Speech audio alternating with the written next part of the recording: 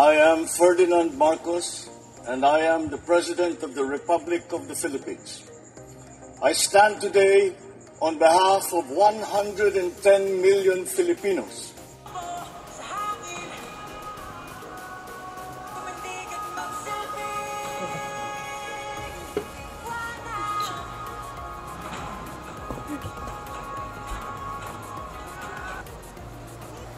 Oh, 'di ba? Nakita niyo yung mga bahay?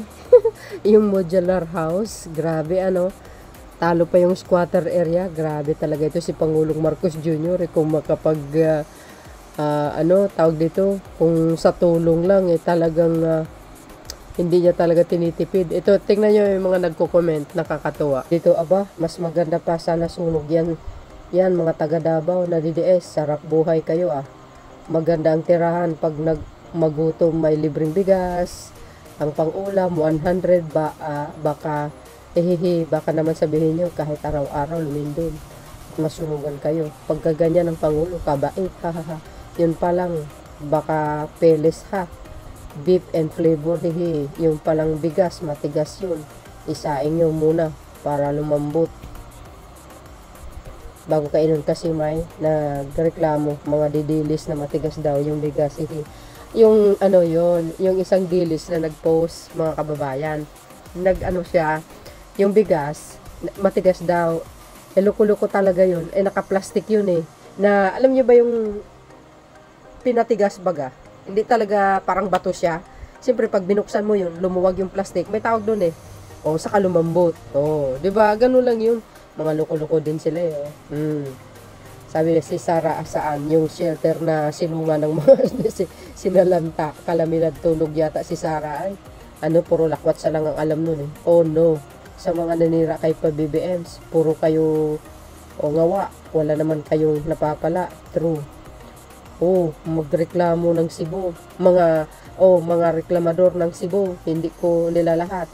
Baka may sabihin pa kayong kakaiba dyan sa bagong bahay nyo. Kortesi ng presidenteng inaalipusta nyo. Diba? Alam nyo mga best, sa totoo lang, sa social makita nyo, pinagtatanggol lang Pangulo, sa totoo lang.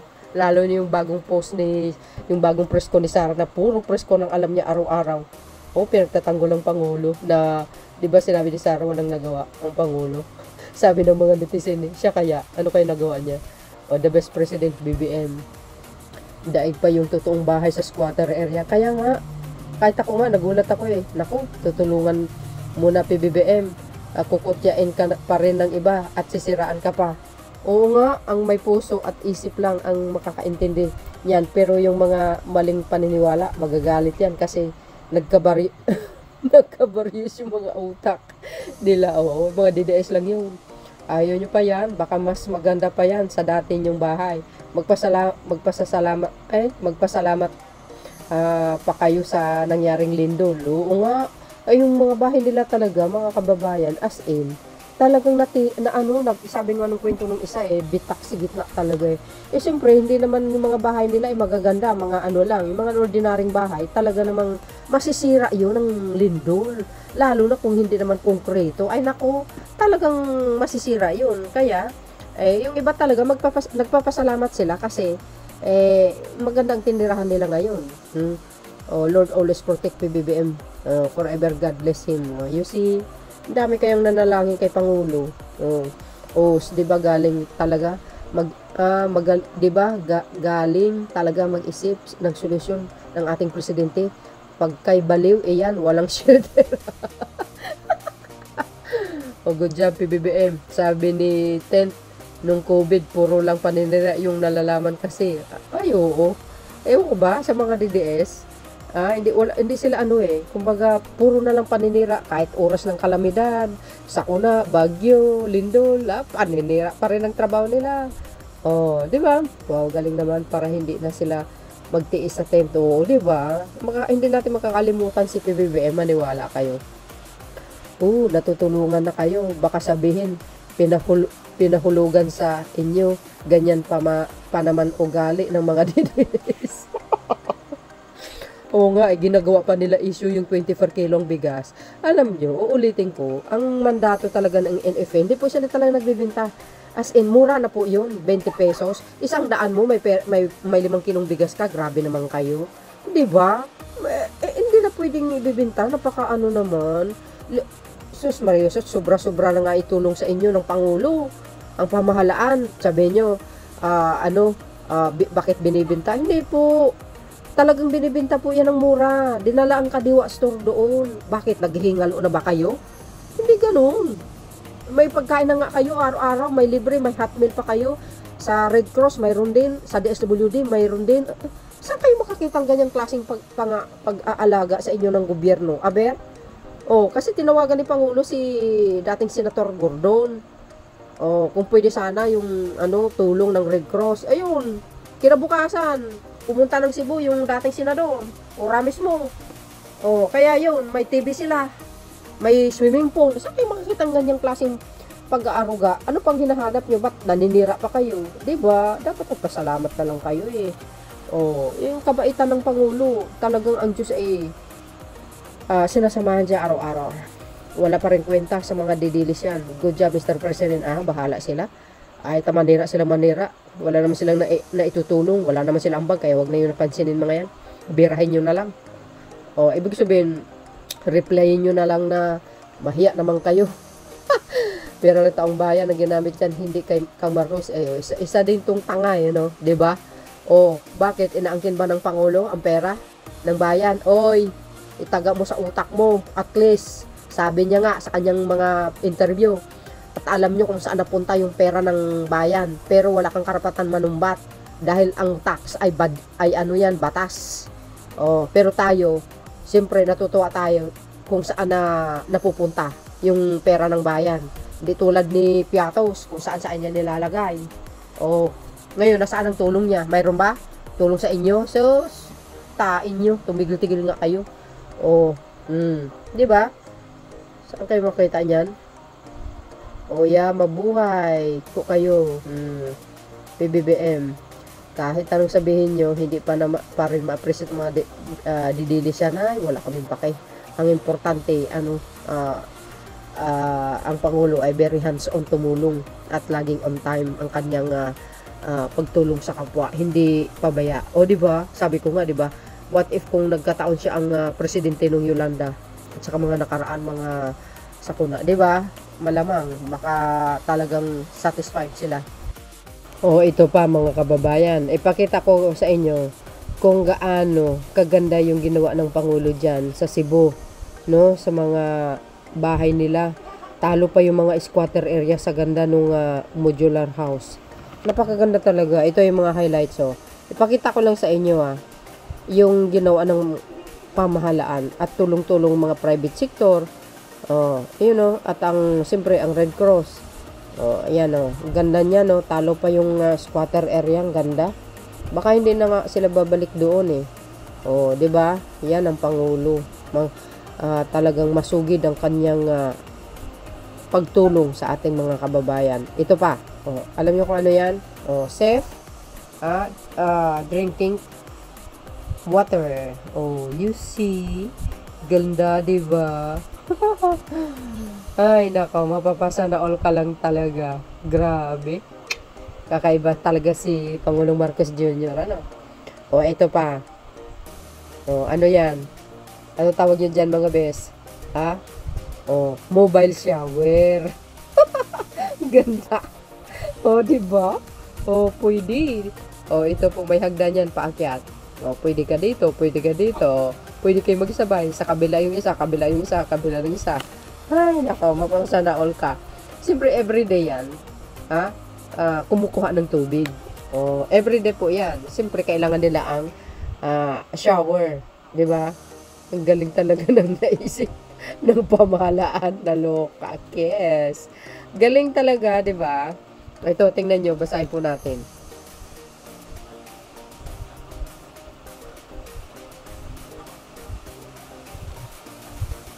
Sabi PBBM sa Bayanan Village at 10 City. Tingnan upang tiyaking natutugunan ang pangangailangan ng ating mga kababayan. Binisita ni Pangulong Ferdinand Marcos Jr. ang Banayan Village at 10 City sa San Remigio, Cebu ngayong Biyernes, October 17. Nasa 250 na pamilya na ang kasalukuyan namamalagi sa 150 tents sa San Remigio, 10 City, habang nasa 20 modular shelter unit na rin sa Bayanihan Village ang na-turn over. Bukod sa tulong pinansyal, tiniyak ng pamahalaan na alinsunod sa unang direktiba ni PBBM ay ang kompleto ang temporary shelters sa pagkain, water at sanitation facilities, wellness services, gaya ng medical, konsultasyon at mental health and psychological support.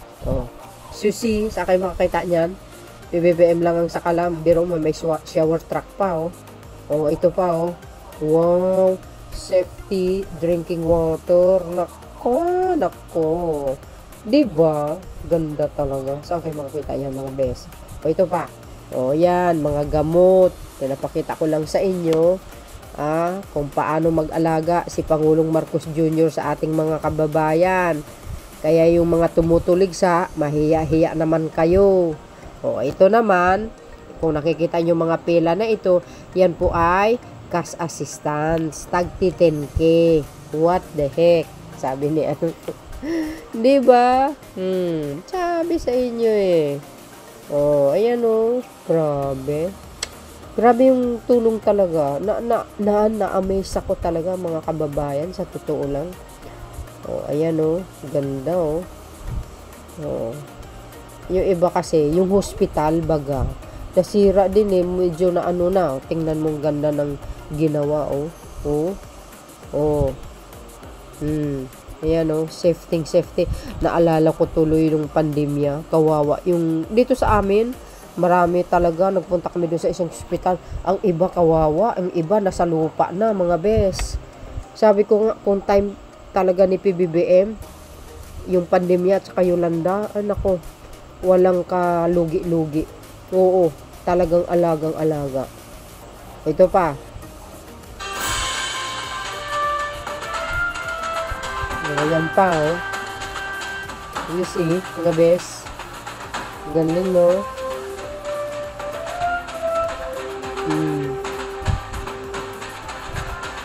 So, ano yan?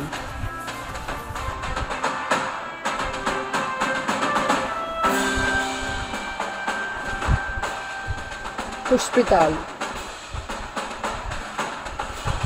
Sa ano yan mga bes Provincial Hospital, Cebu Provincial Hospital yan Cebu Provincial Hospital ito mga kababayan.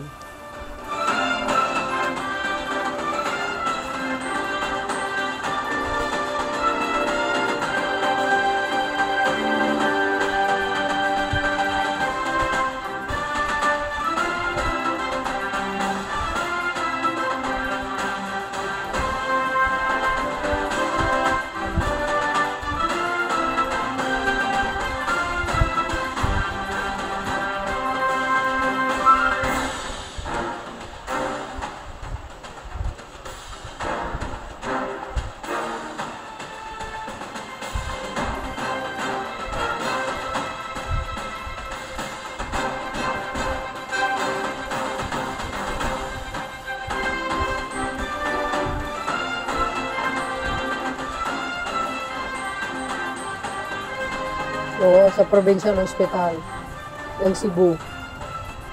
Shout out sa mga taga Cebu. Siyempre sa mga Marcos Loyalist supporters, shout out sa inyo mga best. Konti na lang ang pasyente natin. We're not accepting medical patients since we closed down our ICU. So yung natitira natin dito, 9 na lang sila lahat sa labas.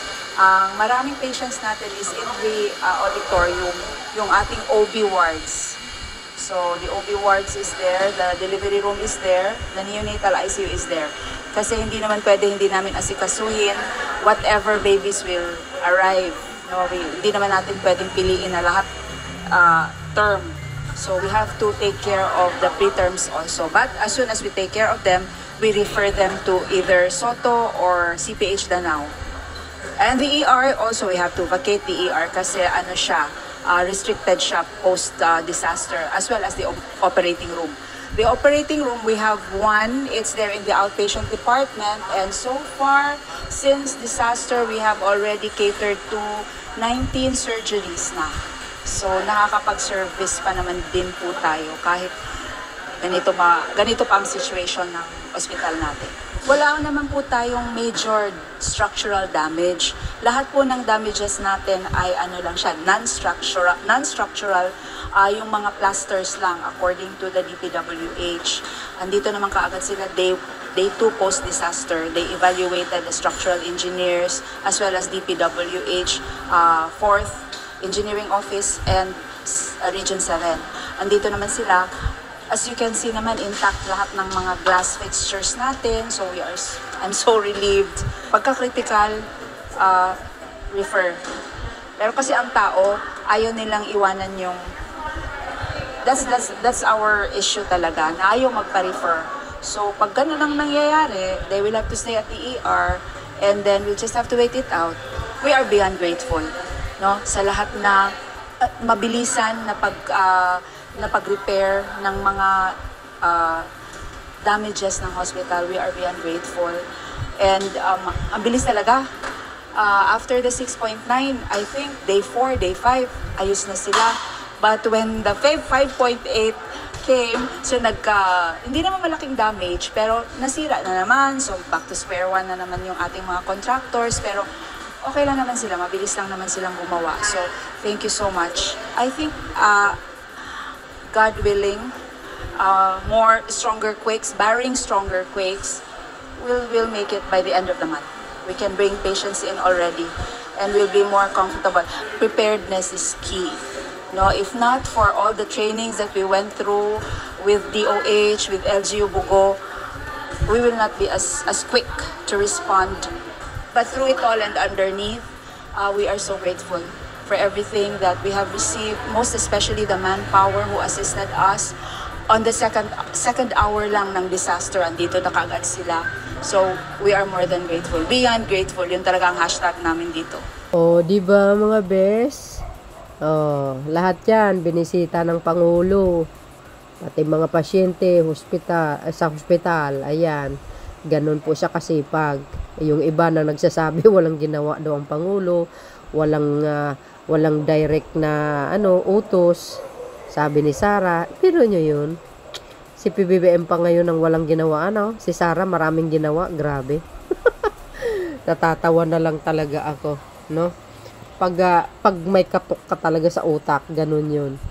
So, yan, shout out sa mga taga Cebu. See? Mga best. So, yun guys, ang aking pinaka-latest updates. Kailangan natin updates din at ikalat yung mga ginagawa ng Pangulo. Araw-araw, yung kanyang-kanyang kawang gawa. Para naman, makita ng lahat. Nakakahiya kay Sara Kasi sabi niya walang ginawa ang Pangulo. Walang direct daw na utos. Natatawa lang kami talaga, Natatawa kami talaga natatawa ang majority kay Sara Duterte sa mga kanyang mga baliw na mga sinasabi. So yun guys, maraming salamat sa inyong watching. See you again on my next upload. Bye bye bye and bagus. God bless Philippines.